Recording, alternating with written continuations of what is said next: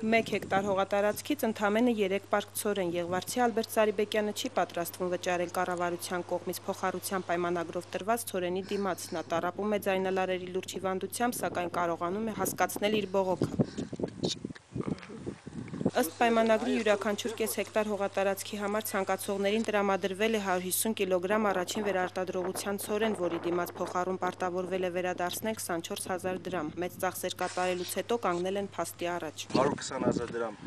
ծախս ա եղել ու եթե ես նորից բերեմ այստեղ կոմբայնը քաղի, ավելի շատ նորից պետք է դաբաբժի ծախսեր լինի, 25,000 դրամ էլ կոմբայնին հեկտարին փող պետք է տալ։ Քաղաքապետարանում ցորենի վատ արդյունքը փորձել են կապել եղանակային պայմանների հետ, սակայն փաստն այն է, որ կողք կողքի գտնվող երկու դաշտերում տարբեր արդյունքներ են գրանցվել։ Ցորենի լավ բերք են ստացել նրանք, որ վստահել են իրենց կողմից բազմիցս փորձարկված սերմացուին, իսկ առաջին վերարտադրողության ցորենը ամենուր նույն արդյունքն է տվել։ Մի քիչ գոնե բարձրներ, գոնե հավերի կուտ կլինենք, տանենք հավերի կուտ։